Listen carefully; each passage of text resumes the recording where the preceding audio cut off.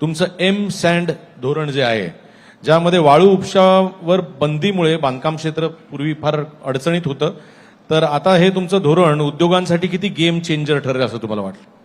आता बघा की नैसर्गिक वाळूचा पुरवठा, एनजीटीचे बंधनं, नॅशनल ग्रीन ट्रिब्युनलचे बंधन आहेत की तुम्ही नदीला जास्त खोदू शकत नाही, वाळू उचलू शकत नाही. खूप बंधनं आणलंय एनजीटीने. त्यामुळे पुढच्या काळामध्ये 5-10 वर्षात तर ही जी रिव्हर सँड आहे ते मिळणार नाही, जी काही बंधनं आले आहेत. आणि पुढे बंधन अजून कडक होणार आहे. त्यामुळे आता आम्ही एम सँड पॉलिसी आणली आहे, कृत्रिम वाळू तयार करण्याची. आणि यातनं मी प्रत्येक व्यावसायिकाला विनंती करणार आहे की प्रत्येक व्यावसायिकांनी आपलं एम सँड क्रेशर लावलं पाहिजे. आता तर सरकारने हा विचार केला आहे की जे काही गव्हर्नमेंट बांधकाम असतील 50% कंपल्सरी एम सँड वापरावीच लागेल. 50% कंपल्सरी. अरे वा. आणि पुढच्या काळामध्ये ते 100% एम सँड वापरण्याकरता आम्ही बाध्य करणार आहोत. अरे वा. पण एम सँड वापरताना मात्र कुठल्याही प्रकारची गल्लत करू नये. ती त्याच क्वालिटीची तयार झाली पाहिजे. त्याचे पॅरामीटर्स आहे. कारण चुकीची एम सँड वापरली तर इमारत कोसळू शकतं.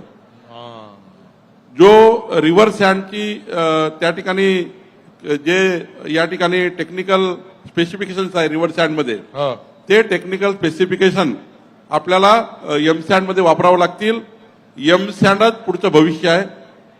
रेराला आम्ही सुद्धा सांगणार आहे रेराला की रेराने सुद्धा कंपल्सरी करायचं. 50% कंपल्सरी ही एम सँड असली पाहिजे आहे.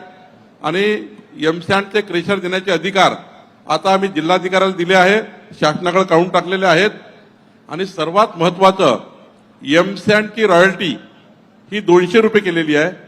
रिव्हर सँडची रॉयल्टी 600 रुपये आहे. त्यामुळे 200 रुपये रॉयल्टी केल्यामुळं आणि मोठ्या प्रमाणावर दगड आम्ही उपलब्ध करून देणार आहे. त्यामुळं दगडावरनं सँड तयार करायची आता तर नवीन टेक्नॉलॉजी आली आहे. राखेवरही एम सँड तयार करता येतं, व्हाईट स्टोनवर एम सँड तयार करता येतं. खूप मोठ्या प्रकारच्या टेक्नॉलॉजी आल्या आहेत. त्यामुळं एम सँड हे भविष्य आहे, रिव्हर सँड हे भविष्य नाही. आणि त्यामुळे व्यावसायिकांनी पुढच्या काळामध्ये गव्हर्नमेंटने दिलेल्या स्पेसिफिकेशनवर एम सँड तयार करावी.